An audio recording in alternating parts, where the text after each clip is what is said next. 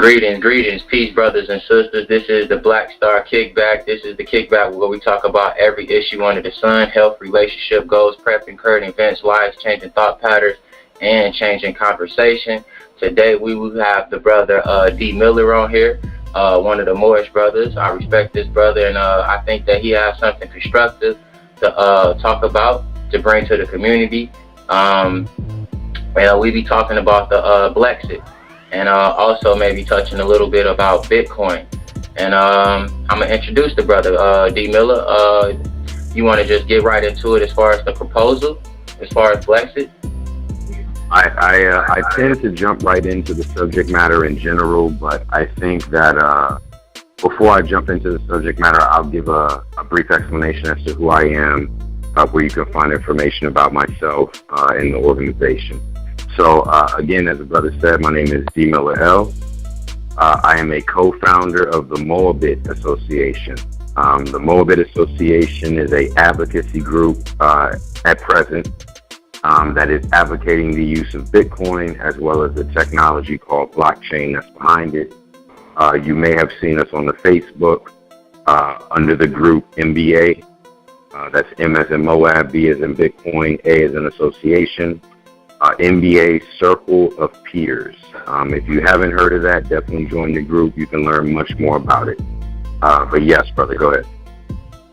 So how did you started this? I think it's you and one other brother, right? That's charged that association, right? Yeah, me and brother Friel Bay. I know that the brother Friel Bay was actually involved with the technology before I was. I found out about it, and then I reached out to him. By that point, he had kind of forgotten about it. So, we kind of got each other into it. He was aware, I became aware, I talked with him about it, and then I kind of brought him up to speed as far as the progression that the movement had made since he was involved with it. It was a good friend of mine from high school, actually. That put me on to it. So that's how I came into the awareness of Bitcoin.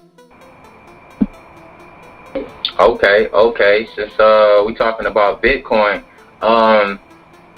please, if you can, give us the lamest term or the most simplest way to explain Bitcoin for a lot of us listeners out here that, we still dealing with PayPal, Google Wallet, and things of that nature. That's basically being watched and monitored. You'll give them a little brief about Bitcoin and the pros of it, and also give us the cons of it. Sure. The best way to understand Bitcoin is the way in which it was originally explained. The originator of Bitcoin is an algorithm. It is a software. It's open source. There's not a company, there's not a president, or any sort of organization that is reigning supreme over the Bitcoin protocol. So Bitcoin itself is a peer-to-peer cash system. That is the simplest way to explain it. The same way that you and I would use cash right now, Brother Asir, is the way in which you would use Bitcoin. Everyone that gives that just a little bit of thought, they will realize there's quite a few different ways to accept payment and to receive payment, but cash reigns supreme. So what we're talking about is a peer-to-peer, which means me to you, cash system. All right, it's a peer-to-peer cash system. Is like tying in also with the Blexit as far as and I want to get back to the Bitcoin. I want to ask about the Blexit. Is it actually us leaving the United States, or is it actually us leaving their system while maybe still being here? Yeah, that's excellent. So let me just give a little brief on Blexit. Blexit is a term that we came up with. I didn't actually borrow it from anyone. However, it was inspired by the Brexit. Brexit is the British exit from the European Union. It is financial, in essence. And what you saw was Britain remove themselves from the European Union. There's a lot of different reasons why they did that, but that is essentially what that is. So we are taking the same position, the same way in which Europeans from Britain cannot actually exit themselves from, the idea of being European, but they can remove themselves economically from that union. I feel that the American blacks are unable to remove themselves from the American nomenclature, but they can make a economic exit. So it is not a physical departure from the continental or the 50 states. It is a economic exit from the system. All right. I can see where you're coming from with that. So since it's not actually something that's physically leaving the continent, it's actually something that's leaving their system and as far as their banking system and coming up with a new thing that maybe make that money or gold or not non-existent, but just something of the past. And you said that I think we had a conversation, or I think we was in the text, as a matter of fact. You said Bitcoin is up to $11 billion right now as far as holdings. Yeah. Let me just jump back for a second. You'll probably want to mute your mic, brother. I hear the feedback. What I want to get across with the Blexit concept is what you hear from the brother Killer Mike. Killer Mike is a affiliate of the Dungeon Family, Outkast, those brothers from Atlanta. The brother advised the black community to take their money out of the banks and to put them into credit unions that are controlled by their peers. And I think that that's a good start, but I do think that there's an issue with the overall concept. And it has a lot to do with the fact that credit unions, along with most of the other institutions, are under these jurisdictions. What we would hate to see is the government put pressure on a credit union and make them freeze accounts, give them banking information, etc., etc. So what we hope to do is to have people get into the Bitcoin. And with the Bitcoin, find a censorless system, a system in which, we'll say the other Americans can stop us from moving money around into doing the different things that we want to do financially with each other and for each other. I'm not sure if that answers your question, brother, but I know that I wanted to address one part of what you said. Most definitely. It answered it. The question that a lot of us may have is, you have told me, but I want to make sure I get this out there to the people. A lot of us used to putting our social security number and things of that nature. And I know that you have basically told me with the picture you sent me that basically we have a Swiss bank account in our pocket with that. So how can we know that if we putting some money into this, that it's secure, that like you say, they might press the credit union and put them in a corner or a situation to where is that they have to give up information. I also remember you saying that there's no president, there's no basically heads to Bitcoin, and I guess that would be a pro. So nobody can basically be held accountable for these things.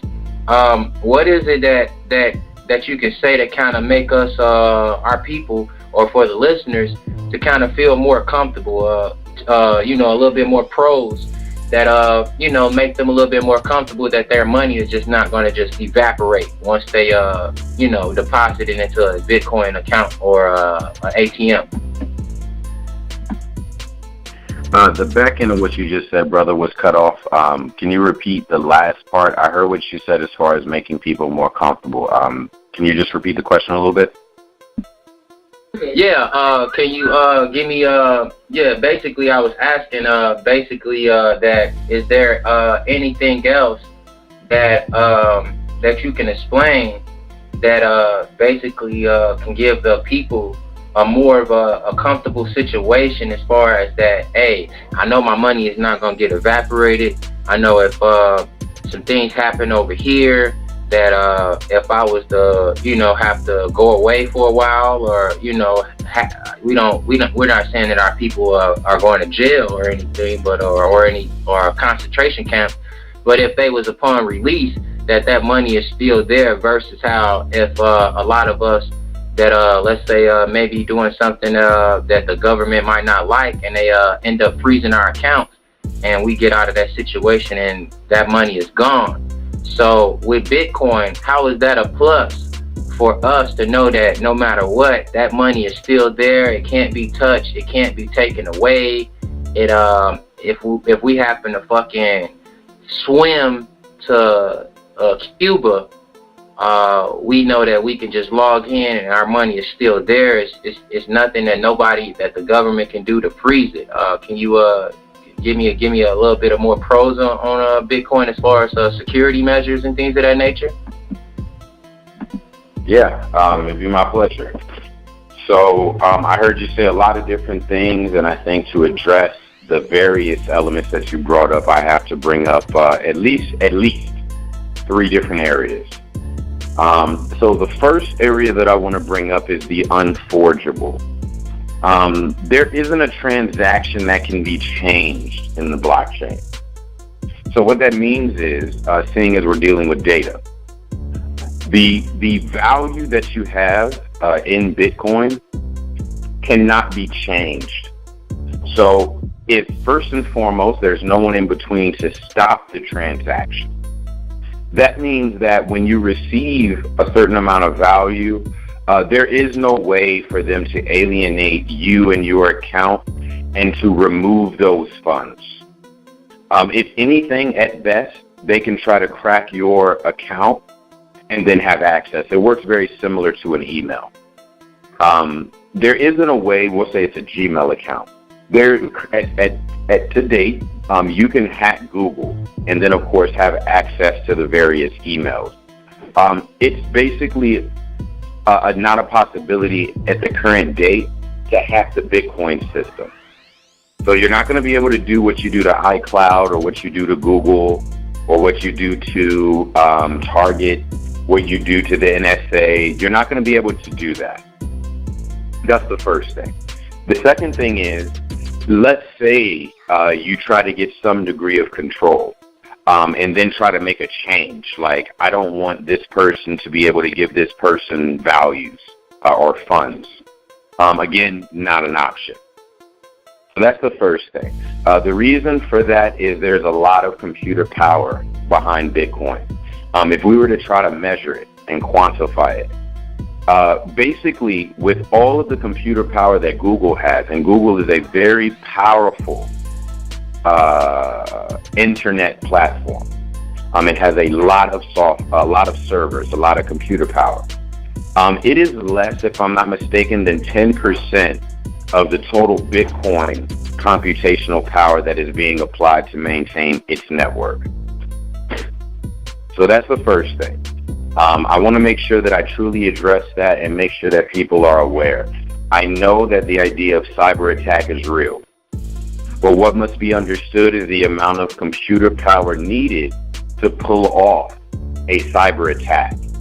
That currently does not exist, and even if it did, you'd have a situation of people having to agree with the change that is made to the system. It works like the update to your cell phone family. You can choose to update your phone, or you can choose not to update your phone. If the government wanted to make a change to Bitcoin, it will come in the form as a software update. If the people decide not to go with the software update, whatever it is that is their agenda is of no value. The next thing I want to address, as far as having the people feel comfortable, Bitcoin has been outperforming gold. A lot of people are probably confused. Maybe I've jumped from like topic to topic and they don't see how the two are related. So let me talk about money. Currency, fiat, they're normally backed by something. At one time, the dollar bill was backed by gold. At this point, it is no longer backed by gold. However, you can still buy gold today, and you can hedge your savings with gold. So that way, if things go bad with the stock market, if things go bad with your savings, let's say there's a huge inflation on the dollar, you can still put it in things like gold and other assets so that it maintains its value. My point to you, family, is that Bitcoin has been outperforming gold as a reserve currency. So again, in other words, Bitcoin has been acting like gold better than gold. So if you're looking for something that will help you maintain a store value, I highly recommend Bitcoin.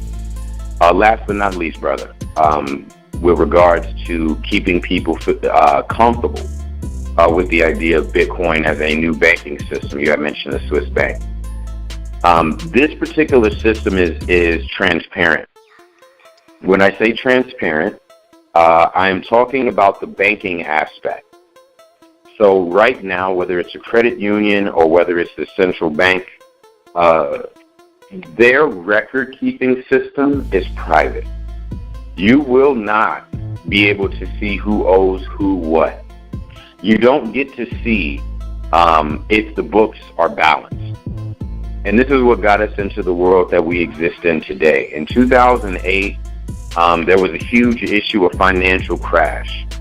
And it had a lot to do with the fact that we as layman people and we outside of the banking system are unable to see the record-keeping system. And when you're unable to see the record-keeping system and you have a small minority of people dealing with that, corruption seeps in. And at the end of the day, long story short, they cooked the books, family. They cooked the books in such a way that we did not realize that they were, you know, as our parents might say, writing checks that their ass can't cash. Right? So at the end of the day, what we need is transparency. We need to be able to see who owes who what and the transparency of that banking ledger. That's a must moving forward. With Bitcoin, you can go to blockchain.info and you can watch the various transactions that are happening on the network. And again, it is transparent 100%. Go ahead, brother. With that, you know, you talked about gold, and we also talked about the banking system. Now, I know for a fact, you know, I'm going to take that word fact out of it because I know it's manipulated. I know that if I buy gold coins or gold bars, or if I put a certain amount of money into a bank, that I will get interest off of it. You know what I'm saying? So it will basically kind of grow long as I didn't spend or go underneath that certain amount of balance. Or if we have gold, you know, those of us that collect coins or collect gold bars and things of that nature, we know that it might fluctuate. It might go up an extra $5 on an ounce of gold, or it might go up even an extra $20 on an ounce of gold. So I might have paid $25 for this, maybe a half an ounce of silver, or a whole ounce of silver, and maybe within a couple months, it might have shot up to $50. Let's say it doubled. So with Bitcoin, do we see anything of interest that's added to it? You know, as far as if we was to use that as like our bank account or something like that, would like if we put $1,500 in there, would it be an extra $200 added to that by the next year or so? Or does they have anything something similar like that as far as adding interest, or do it basically stay where it is? Yo, that's a powerful question. I appreciate that. So with regards to putting your money in a bank and receiving some kind of dividend, let me make sure that the family is absolutely clear on how it is that you receive some kind of dividend for putting your money in the bank. So a lot of people, when they get into the conspiracy theory, so I'm really talking to them, a lot of people understand that when you put money into a bank, that they're investing the money, that they're making profit off of the money that you invest in the bank. Is that right? Is that common knowledge or is that not common knowledge? You already know that, brother? Yep. I hear you. That's correct. Okay. So Bitcoin is kind of similar. What you have are very brilliant people. I've met some of these people at MIT. That's the Massachusetts Institute of Technology. I've met some of these people. And I've met some of the people that even have the money to fund their ideas. And what you have is essentially people building on top of Bitcoin. Bitcoin is like the internet. If you consider the internet for a moment, you'll realize there are a lot of internet-based businesses. I don't just mean the barbershop that has a website. I mean Facebook. I mean Uber. I mean Airbnb and Snapchat. Internet-based businesses. The internet at this point is extremely valuable. It's much more valuable than in 1996. Much more valuable than in 2006. The internet is extremely valuable to a lot of people. And much of the value comes from the businesses that are on top of it. So I'm basically getting across to the family that with regards to Bitcoin, people are building businesses on top of it. There are some very serious, very smart people that are experienced in building very big businesses that are funding the entrepreneurs in this space. So when you invest in Bitcoin as opposed to a bank, in the same way the bank takes your money and invests it in various funds, you are investing your money into the Bitcoin companies that are being built. And I will tell you now, family, this is the best performing, we'll say, stock. If we're going to talk about it as far as an investment in a company. You're not investing in a particular company. You're investing in all of the companies in the space. So there is return. And at this current date, Bitcoin is the best performing currency. It would even be considered a top performing stock. It's been around for 7 years, and it went from being worth less than a penny to more than $650 right now. That's amazing. That's really amazing. I mean, especially, I like it. You know, I'm on board with it because I don't. You know, nobody likes to be micromanaged and nobody looking over nobody else's shoulders and things of that nature. You know, and then this is nothing against you, bro, because like I say, that's 100%. I'm with it. Well, let's talk about something maybe like a little bit of the cons. Like, would my wallet, or as far as my Bitcoin wallet, be lost if it was like a hard drive crash or virus corruption or you know, just a file corruption or things of that nature? Is there a way for me to recover that using Bitcoin? Or you know, I just want us all to be safe. So there's nothing like I'm throwing shots. I just want us all to be safe because, you know, and this is questions for myself also that I was thinking about, like, you know, what if my computer crash, or what if you know, just any type of corruption that might happen. And like you said, it's kind of similar to Gmail, where somebody can hack it. What if that is a possibility that happen in the future? You know, what is you know, maybe, you know, not just Bitcoin.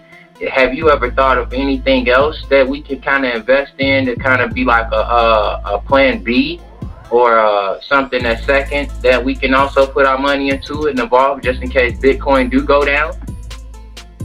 Sure. I appreciate that question, and I definitely don't take it as an attack.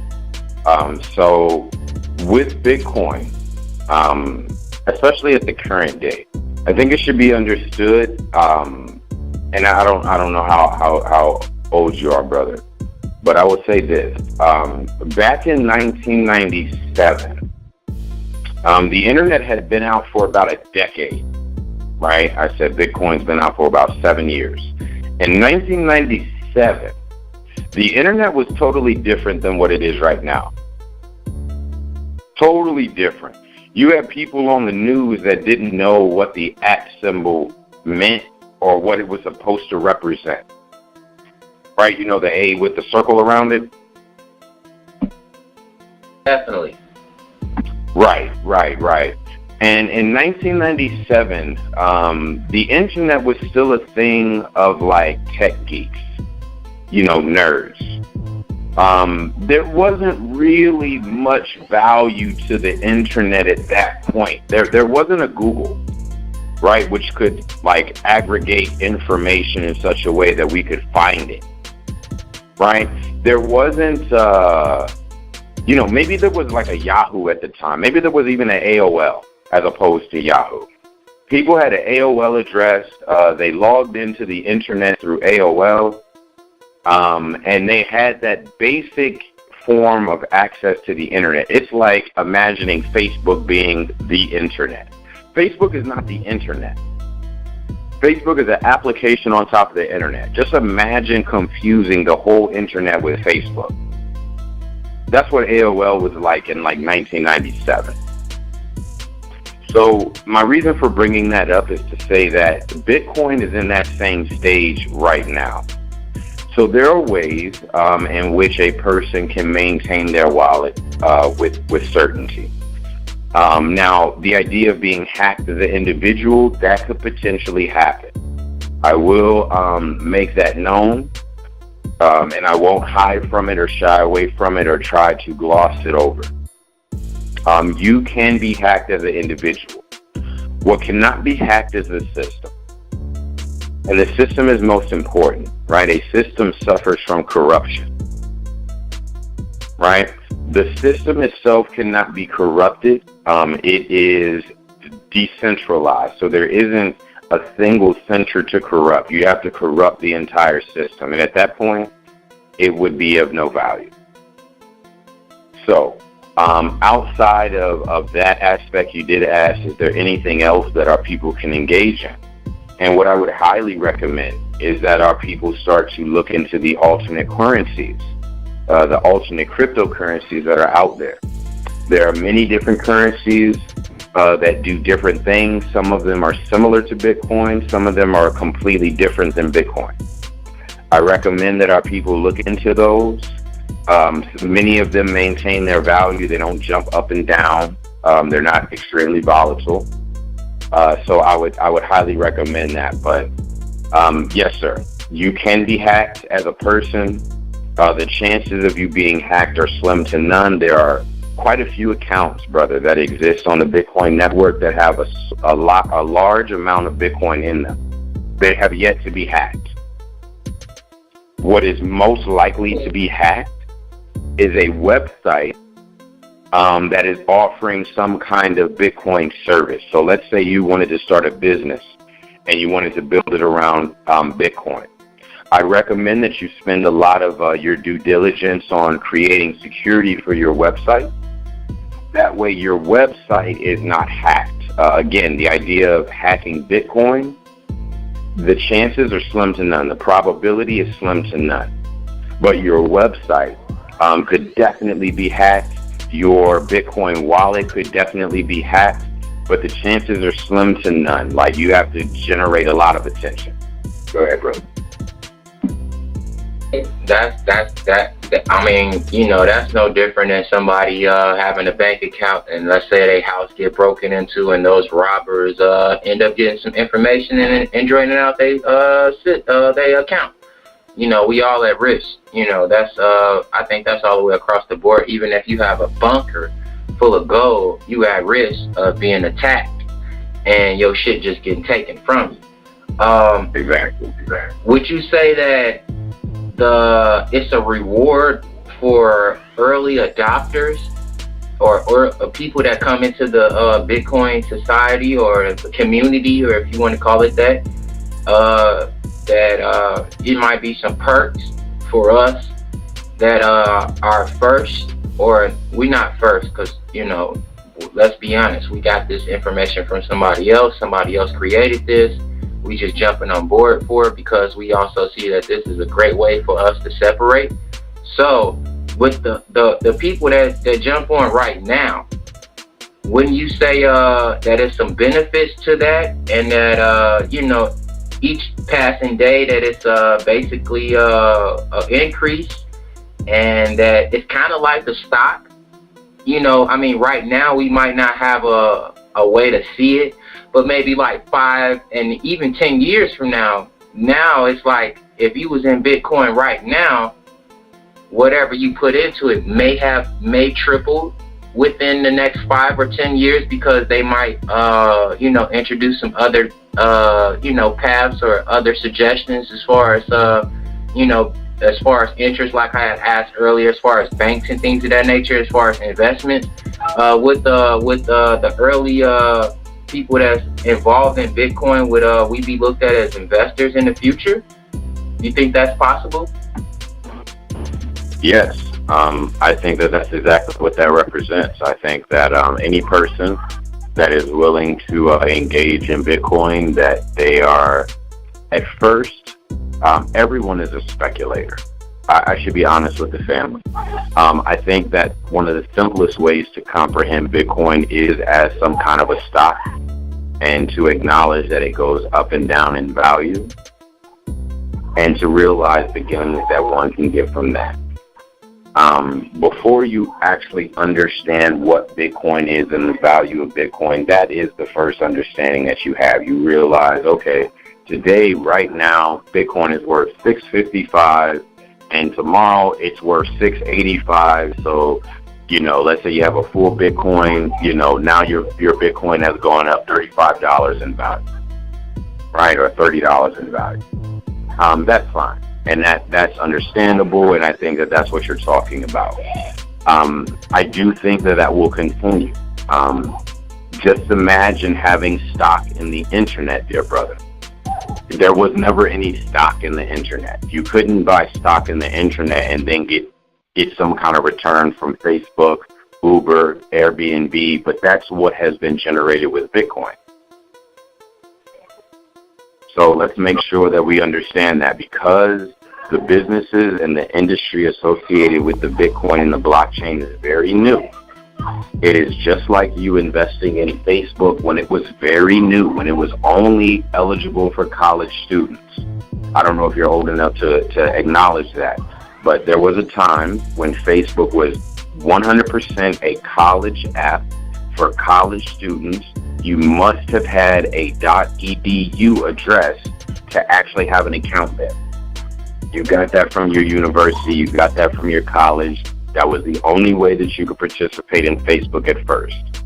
So just imagine investing in Facebook before it was available to the masses, and there was 1.3 billion accounts.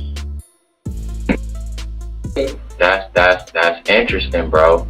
That's when you sit back and really look at the I know that this conversation that me and you having is gonna go over a lot of people's heads, but I really don't give a fuck, because it's really for the future.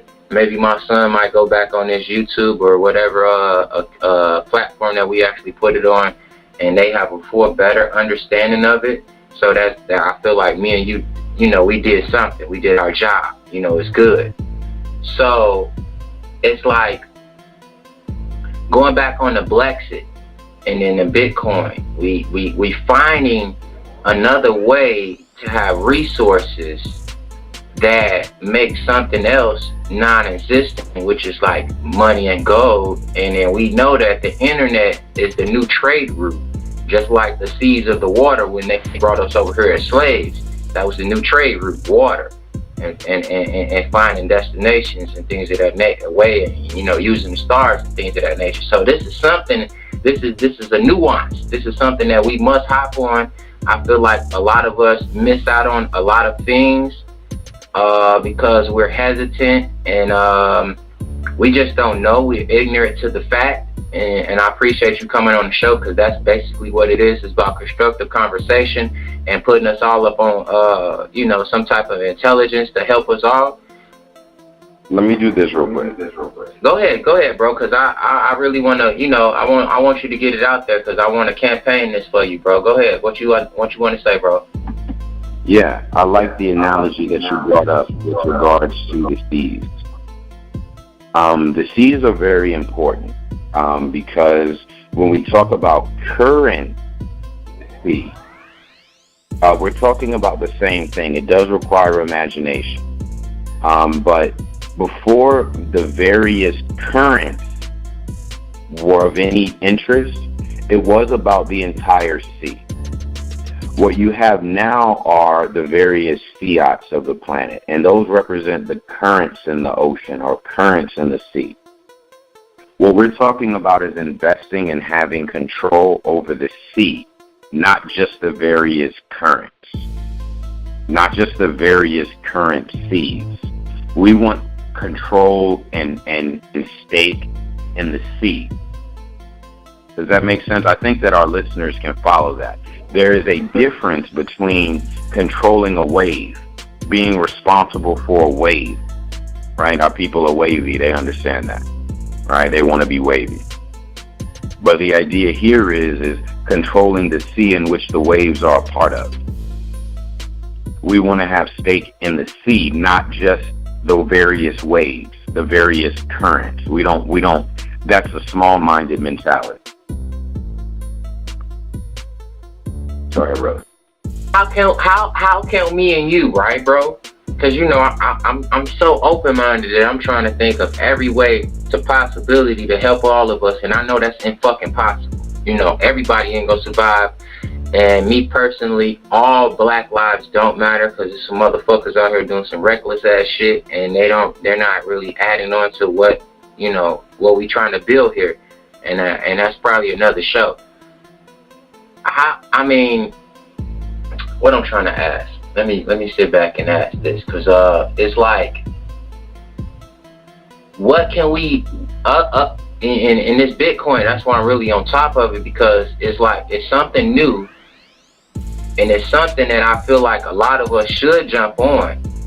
I only ask the cons just to let people know the what's going on with it. You're always supposed to be hesitant to everything and watchful of everything.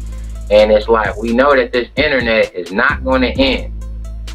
The average black person, the average fucking lily white person with blonde hair and blue eyes, teenager, can't survive without Wi-Fi or the internet. So that's not going to end. Motherfuckers probably a fight to the death to make sure that stay up. Well, I will definitely say something. Maybe this will strike some kind of dialogue from you, maybe to spark your idea. So the idea, what is being conveyed here with regards to Bitcoin is that the C's represented the infrastructure for trade. How do you trade with England, Africa, or I should say Europe, Africa, and the Americas? Well, you need the sea. So at the end of the day, there is a medium of exchange for this trade because those nations are dealing with their own currency. So what you need is a medium of exchange that all of the nations will deal with. At the time, it was called gold. Right now, in the internet age, we're talking about the need for internet money, internet gold. And that is called Bitcoin. You had mentioned, brother, earlier that the total value of all of the Bitcoin right now is about $10 billion, maybe 11. In fact, the black Americans spend more than that annually. So the key here, or the idea here is that we could take this internet-based money by storm. We can take it over. We can completely control that particular monetary system if we wanted to. It's been existing for 7 years without us. It does not need us. But what we can do is absolutely take it over in the sense of we hold most of the Bitcoins, this internet-based money, this gold. And brother, this is reminiscent of Mansa Musa. I really want to bring this up. Mansa Musa is the richest person in recorded history. The reason why he is the richest person in recorded history is the fact that they controlled the trade. This is North and South West Africa. North and South, West Africa. Much of the salt, much of the gold for the rest of the planet came from there. So if we as a people are controlling most of the Bitcoin, which is the new internet currency, we would potentially put ourselves in the very same position that we were in before our fall. Before our fall, we were the richest people on the planet Earth. We controlled the trade on the planet Earth. If we were to take advantage of this opportunity, we could put ourselves in the very same position. Go ahead, brother. I mean, you basically took it. You basically. I'm glad we in tune with each other, bro. Real shit, because you basically said what I wanted to say. You articulated in a way that I probably couldn't do it at that time, and that's basically what I'm saying. It's like, can we use this as a way? You basically answered it, but I'm still asking, just for those that went over their head, that this is a way for us to connect with the continent, or those of us that's indigenous to here in Americas, and I say Americas, I mean the whole continents and the Jordan Islands, as far as the brothers and sisters that's down there in South America, that we can trade amongst each other, and we ain't gotta have nobody in our fucking business. You know what I'm saying? And that's why I love it when you really drop the science on. I'm like, oh hell yeah, man, dude. I know so many fucking people that really need this, but we thinking about PayPal and Google Wallet and transactions through banks and things of that nature. I myself, I'm trying to well, I'm not gonna say try, because I actually have it. I have a wireless company called Go Label, and I sell SIM cards to people. You know what I'm saying? Now, I buy phones from all around the world, but I have to use either PayPal or my credit card or this, that, and the third, where I can be transaction money between me and that person that's non-white, and we can keep them motherfuckers about our fucking business. You know what I'm saying? Because really, we not in their business. Like you just said earlier, that it's some stuff that's they cook in the books. We don't know what the fuck is going on. So why the fuck do they need to know what the fuck is going on with us? But they built the system to where it's just basically built like that.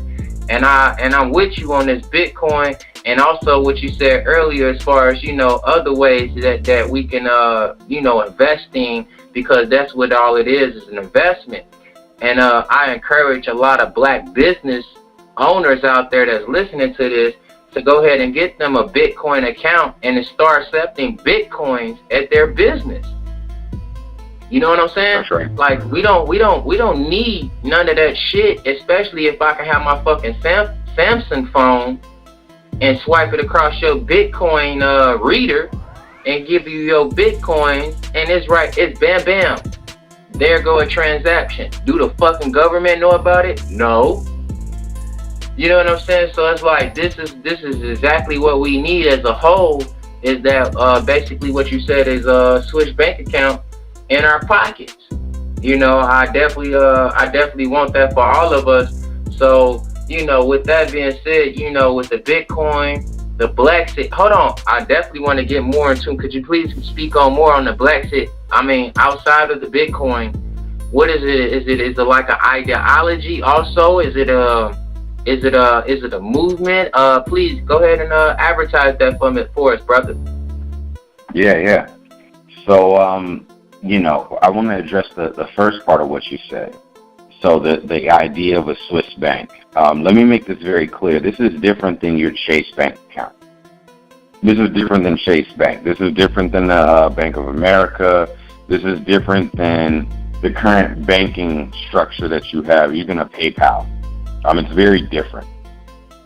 The deal with those is that there are, and this even goes for the private credit unions. The deal with those is that the banking services are highly expensive. They're overrated. They're not really providing the value in your life that you really need. Some of you have bank accounts. They charge you $12 a year to have that account. Some of you are being charged a month for servicing on your bank account. There are no servicing fees on your Bitcoin account. Better than that, they don't ask you for your name, your social, your date of birth, your residence. They don't ask you for even your name, which you could lie about like you probably do with your various email accounts. They don't even ask that information. So first and foremost, as the brother said, they're not in your business. Bitcoin is not in your business. It's meant to be a private means of transacting value, exchanging value from one person to another, a digital asset or an asset that's physical that has been identified in a digital manner. There's some kind of digital means to represent that physical item. The other thing that I want to say is that I guess I'll get into Blexit. So Blexit, brother and family, is a response to the war. We are definitely at war right now. We've been at war for some time. It's taken a long time for us to accept that reality. But once you accept that reality, then the question becomes, then what? What do you do about that? And I love having this dialogue with the family with regards to war. I don't shy away from it. I don't act like it's of no consequence or that we're going to kumbaya ourselves to the finish line. I don't believe in any of that. So if we're going to talk about war, if we're going to talk about fighting this particular war, I think that strategy is paramount. I think it's most important. And I think that we need to target the area that is most effective or impactful to our quote-unquote enemy. So the target to our quote-unquote enemy is the money. As the brother Killer Mike said, if you want to have some kind of influence in this land, in this world, you're going to want to use your money. So that's the first thing. Let us target finance. Are we clear on that, brother? We need to first understand, or I should say, let us understand the target. The target is finance. We are being enslaved. The rest of the world is being enslaved based upon finance. Are we clear on that? Yes, we are. Okay. So now comes the strategy. Now comes, how do we attack this? So with Blexit, it is very much so like guerrilla warfare. And I'm thinking a lot about the American Revolution. So if the family is listening intently, please allow the mind to imagine the American Revolution. During the American Revolution, when they were on the battlefield, you had the red coats and the blue coats, right? And those from Britain, they would line themselves up in a certain fashion to fight. They would have the guys in the back who stood up, and then they'd have the guys in the front who kneeled down. They'd load their cannons, and then they'd shoot in synchronicity, right? The front end would shoot, then the back end would shoot. They'd reload, and they'd do the same thing over again. The Americans, on the other hand, they would get behind trees. They would load up. They wouldn't even worry about what was going on with the other guy, on their team, on their squad. They wouldn't worry about them. They would just load up and keep shooting, right? They'd get behind one tree, they'd jump and dodge behind a bush, and then they'd jump behind another tree and they'd shoot off another one, and then they'd load up, and then they'd jump behind another bush and shoot from behind the bush, etc., etc. So what we're talking about now is, and this is where I feel that Brother Killer Mike and myself are dynamically different. I do feel that what Killer Mike is describing is for us to line ourselves up in such a way that we can fight the British, on the battlefield in the same way that they are fighting us, right? I don't think that that's going to work. What I think is going to work is if we use the guerrilla warfare tactic, which is the Blexic tactic.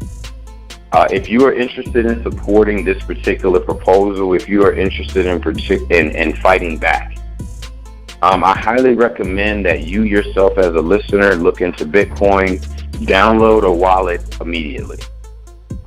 The wallet is free. It is just like an email account. Download a wallet immediately on your cell phone, on your laptop, etc., etc. Download that. The next thing that I'm going to recommend is that incrementally, that means bit by bit. Bit by bit, start to exchange your fiat dollars for Bitcoin. Don't hold on to your dollars. I can tell you right now, if you hold on to a 20 for 5 years, I guarantee you that 20 is going to have less spending power in 5 years than it will today. Bitcoin, on the other hand, has been proven the opposite. If you held a Bitcoin 5 years ago, you would have received 500 times its value. That's at the least. Again, it's only 7 years old. It went from being worth less than a penny to more than $650 in 7 years for each.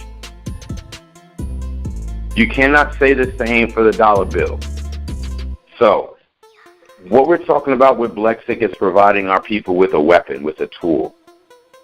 Some people are militaristic in their mind. They prefer weapon. Some people are a little bit more passive. They prefer tool. Whichever you are. Understand that Bitcoin is that thing. That is the object. Utilize that to wage this battle. Utilize that to rebuild our society. So I hope that I've kind of spoken to your question, but I think what I really wanted to get across, brother, is just the idea of what is the tool that we can use to address the finance. What we have to do is, as Killer Mike said, take the money out of their hands. Take the money out of the system that is systematically killing us. Take the money out of it. The system itself requires fuel.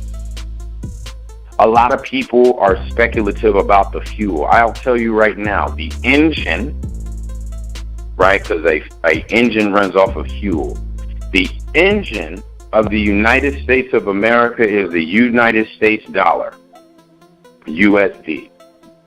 Take the money out of USD and put it into Bitcoin, and things will change. That's what I have to say, brother. Hey, shalom, brother. Oh yeah. Go ahead, Amaziah. You had a question there? Yeah. Right quick, I want to say all praise to Yahuwah Bashim Yahushai, and I want to give my blessings to the brother D. Miller L, as well as you, brother King Asir.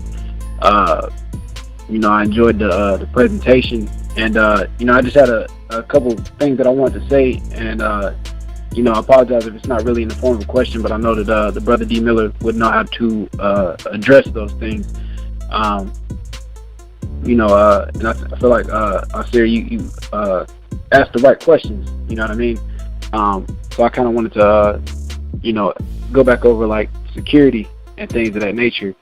I know I've spoken to the brother about it before, and my knowledge base of Bitcoin basically comes from, learning about the Silk Road back in 2013. So, like, basically, from my standpoint is, if we were to run a business, right, on the internet, then we'd have to have our own servers, right, to back that up. And then I feel like how he was saying, like, as an individual, you can be hacked. And then I know there was a guy that was dealing with the Silk Road website that he was hacked, and he had like 10,000 Bitcoin seized by the FBI, right? So then when the brother started talking about updates and things of that nature, I also noticed that a lot of the ways that the FBI and the CIA had tracked some of those guys was through JavaScript and JavaScript updates. So like if I'm using Tor or something like that, I'll keep my my JavaScript turned off. But I was wondering, like, do you think that would be like the best option for like security, is not to just have like service for the businesses, but as well as for the individuals? Because I know that the dude that was running Silk Road, he had like 3 servers all over the United States in different locations. Okay, so I'll readdress security, and I'll attempt to speak to the details that you brought up. So first and foremost, and I think that this is noteworthy, this should be something that I haven't said. We're all going to die. I said that on purpose, right? With regards to security, what we have to know is, especially I've learned this from computer science, it's all about iteration and reiteration. What that means is 1.0, 2.0, 3.0, 4.0. Do you follow me? Kind. Yes, sir. So what we have with regards to the Silk Road is, as you described, the very first person who put together a dark web website. They have been found. They have been locked up. They are facing at least 30 years in prison right now for establishing the Silk Road. The Silk Road was a medium of exchange for all kinds of goods and services, most of them illicit. Things like stolen credit card information, counterfeit bills,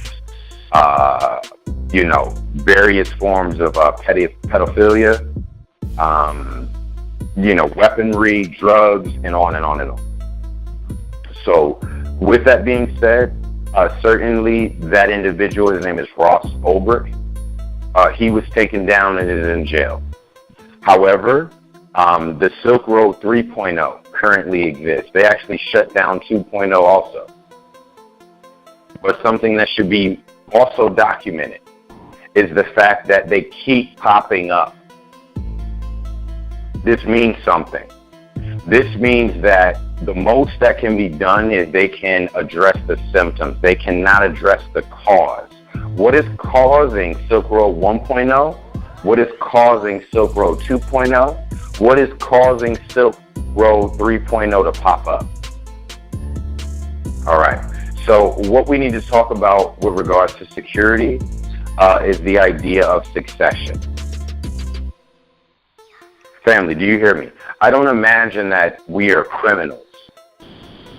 I imagine that we are upright and fearless.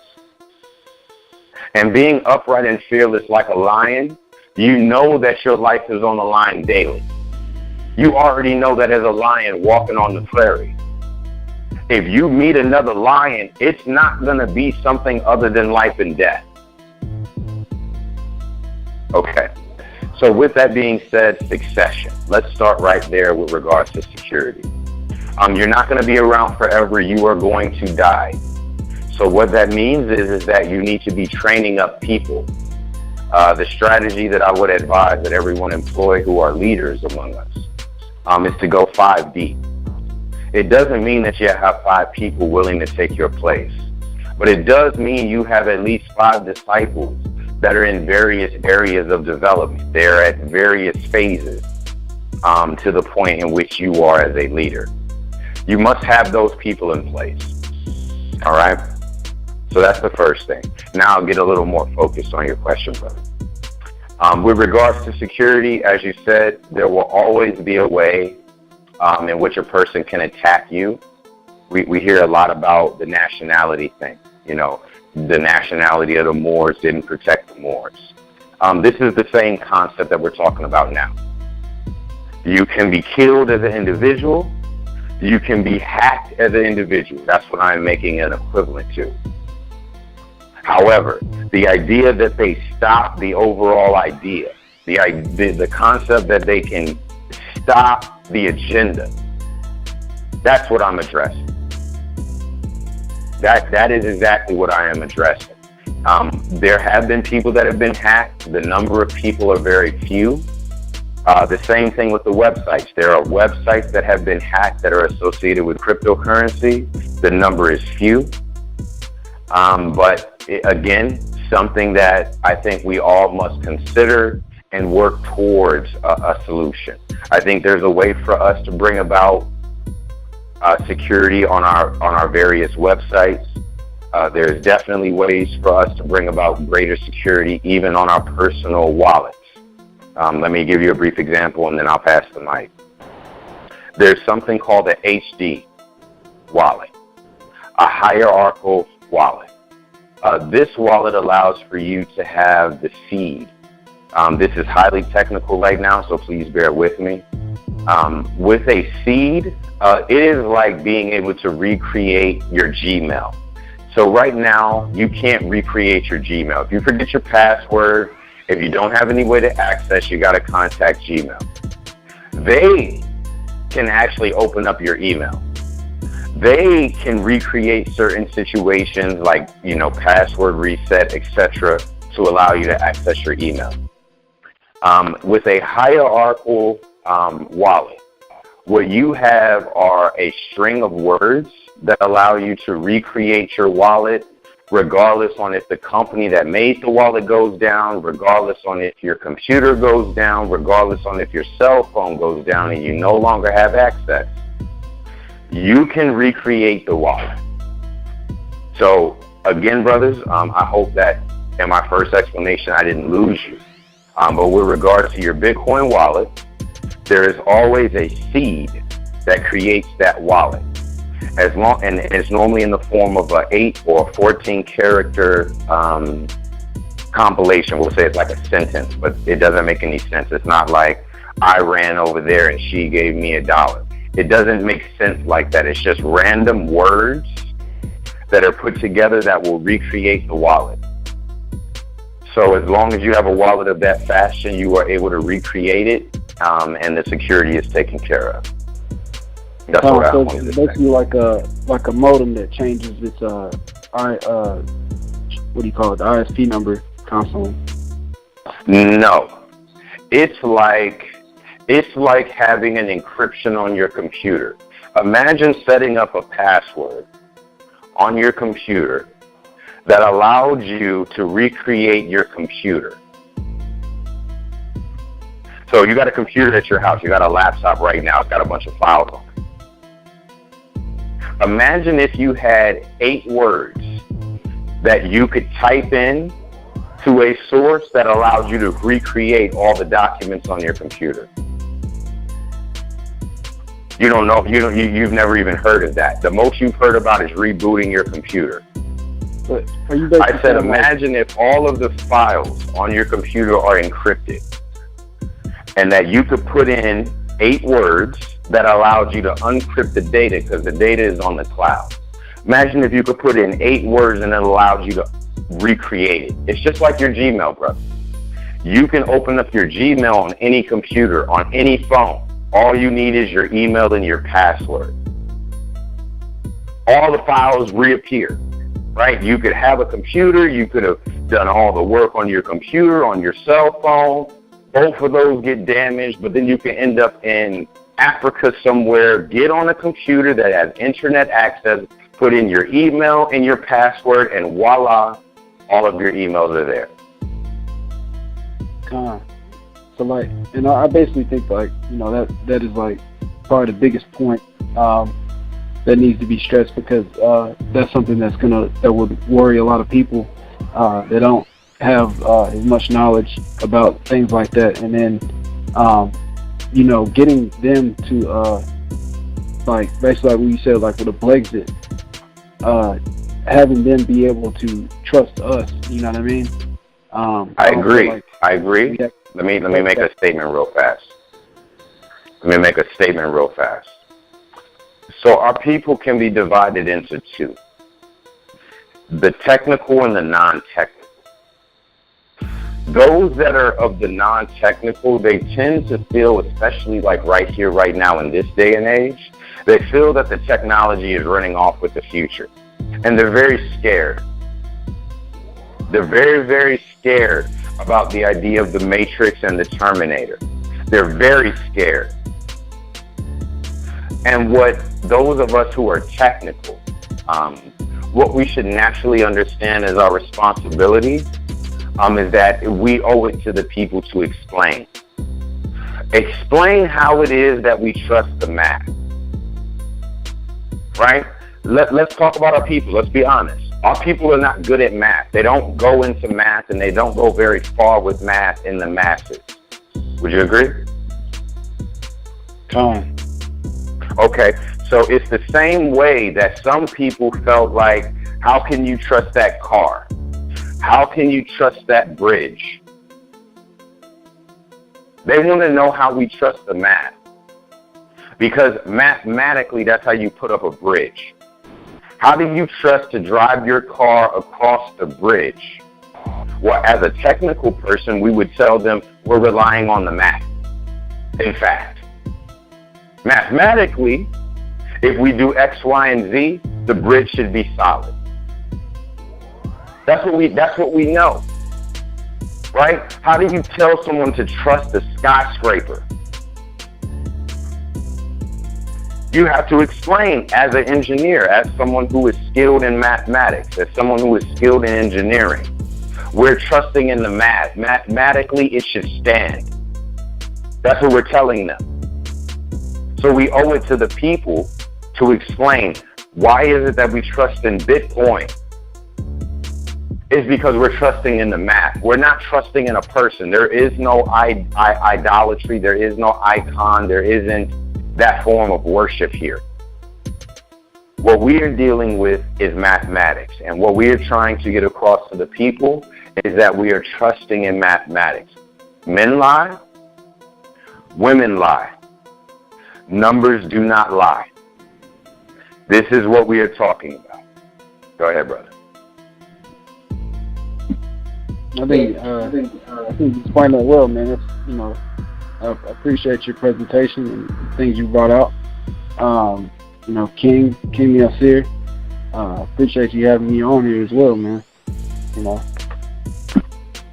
Yeah, I say it's all about suggestions, because if we really had the solution, we really wouldn't be in the predicament that we in right now. And it's like up to us that's basically on our level, right now, to actually see the future on some fortune telling shit. You know what I'm saying? So that's the main reason why I brought the brother on the podcast. And because I'm really focusing on constructive conversations, and I feel like this is a very constructive conversation. I also want to say that D, do you think that we need to maybe create something to where it's like a buffer between the person and let's say the Bitcoin organization or company that can also add some more security? Because I done said it about maybe 3 times, and then Amaziah also repeated it, and I think that's also coming from like maybe the past of maybe the Freeman organization or whatever that was supposed to get 40 acres and $1,000, that shit was robbed of us. Even though it wasn't created by us, it was robbed of us, of something that we was basically supposed to be entitled to. And we just don't want to basically become victims, because that's what we basically are now, even behind this prison gate of white supremacy. And even throughout history, we became victims of things, and we've been bamboozled on things. And I just don't want to put something out there that it's another possibility for us to be bamboozled. Right now, from where I'm standing right now, I don't see that this can be something that can be bamboozled. Yes, it's a possibility for some people to be hacked. It's like you said, brother, it's very few, and that's no different than somebody's house being robbed and their information being taken from that house, and those robbers being able to go ahead and take information or get resources from us that we build up. And like you said, as long as you go ahead and match the words together and different other things, that basically that wallet can be recreated no matter where you are in the world. Do you think that it's something that maybe we can create now as a people to also kind of add security and also maybe aid and assist Bitcoin to make it a little bit more safer and maybe a little bit more comfortable for the other brothers and sisters that want to, join this, because I do think that this is something that we can take over and get a lot of equity from. Yeah. This is akin again to martial arts. So what we're talking about now is the concept of people having self-defense training and people not having self-defense training. And I am an advocate that our people know how to defend themselves. So let's make sure that we understand. I want to make sure that this doesn't escape the people, right? I don't want to get into the technical aspect that people are unable to gather what we're saying.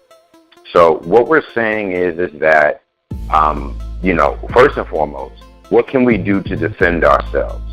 And it is the same as you see today. Google has a service that is also available in Bitcoin. It's called two-factor authentication. I'll repeat that. Two-factor authentication, that's TFA. And what that means is that not only does a person need to have your password, not only do they need to crack your password, but they need to have your phone. Two-factor means they're going to provide you a code through your cell phone to access your wallet. If you don't have the cell phone along with the password, you cannot access the account. So I highly recommend that the family seek out wallets that provide two-factor authentication. And if you have a Gmail or any other email account, if you haven't already, you need to establish a two-FA, two-factor authentication. That's the first thing that I'm going to say. The second thing that I'm going to say is this. Because they don't know who opened the account, they don't know who to target. This is key. When we talk about what happened right after slavery and the forging of the records right after slavery, I just said Bitcoin is unforgeable. It's a record base, it's a database, just like the county clerk, where they document who owns what. In the county, they can forge those records, especially if there is a coup d'etat where people are able to control the government locally. And that's what our people dealt with in the South, right? All across the country, for that matter. Native Americans experienced the same thing. Forging of records. Who owns what? Well, the issue, or I should say, the security that comes along with Bitcoin is because they don't know who you are, your daughter is, your wife is, your son is, your father, etc. They don't know who to defraud. They don't know who to target. See, after slavery, they know who's a Negro. They know. You can look at the name, you can look at the location, and you can find out who it is that you want to defraud. With Bitcoin, because you did not provide your private information, your personal information, they don't know if you're a European. They don't know if you're Asian. They don't know if you're African. They don't know if you're mixed. They don't know if you're a criminal. They don't know if you have a record. They don't know. So there is your security already built in. First and foremost, they don't know who had a Bitcoin account. Second of all, if you have a two-factor authentication, it makes it that much harder to be hacked as an individual. I hope that answers that question. Oh yeah, most definitely. I mean, like you say, TFA. You put me on game, and I agree. I'm glad that me and you actually came in contact with each other, because this is something that needs to be spread out for the rest of the people. What I want to ask is for Amaziah, and then afterwards D Miller. could you guys give your YouTube address and way people that can contact you, and and then for the other viewers that are viewing this, whether it be YouTube, Twitter, Facebook, Patreon, or SoundCloud, in the comments, if you have questions, I will make sure that I do the best of my ability to get those questions to the brother D Miller, and we make sure that we answer those questions for those of us that are out there listening, and maybe some questions that I didn't answer that I wasn't thinking of. So, Amaziah, would you tell them how to get in contact with you, and then following that with D Miller, would you also share ways for people to go ahead and contact you, and plug your YouTube and any other things that you guys want to plug out there? Sure. Yeah, so Amaziah Howard on Facebook. My YouTube channel is KOJ. That's a little bit hard to find. Normally, if you just type in KOJ, but I can send you a link. As well as at Amaziah Ban Yehuda on Twitter, or actually it's at Amaziah Ban Yehuda on Twitter as well. Could you spell that out there for the audience so they make sure they can type it in the right way? Yes, actually, because it wouldn't let me put the whole name on there, but it's AMAZIAHBANYHUDA. That's at Twitter. All right, and then Amaziah, same spelling, YAHAWADAH on Facebook. Appreciate that, brother. I really appreciate that. D Miller, would you do the same as well, as far as anything that you associate with it, and also any links that they can go ahead and type in, maybe ask you some questions directly? Sure. If the listening audience is interested in the content that we've created, search on YouTube at Moab Bit. That's MOAB space BIT, 2 words. Moab Bit, MOAB BIT. Subscribe. We would definitely have upcoming content, and there's a lot there for you so that you can catch up. It's definitely tailored for our people that are in the various schools of knowledge. The other thing that you can search for on Google, the hashtag, all one word, put a hashtag in the front, that's the pound symbol, capital of the conscious community. If you search that with a hashtag in front, all one word, capital of the conscious community. Those are 3 C's, capital with a C, conscious with a C, community with a C. Spell those words out in full with the hashtag, and you will find all of our information. You will find links to our YouTube where you can learn more. You will find our Facebook where you can learn more. You'll find our YouTube and any other content that we've created.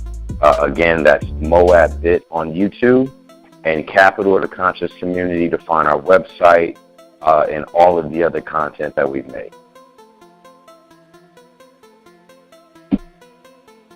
And like I say, I really from deeply, sincerely from my heart, I appreciate you brothers coming on the show. And, this is like, I feel like me personally, like I got the rookie card of Michael Jordan. With you two brothers, I feel like you guys are probably going to, I really feel like you guys are going to go far. And I'm glad that I have a recording of you guys, and I have you guys on my podcast, as far as some things that you guys first starting off right now. And we don't know what might happen in the next 5 to 10 years. You guys might blow up, and you might not even know me no more. I'm just bullshitting, but I'm just saying that I really appreciate this from you brothers. And this is Black Star. You can find me at Black Star on G+. That's BLACKSTARR, 2 R's for Black Star.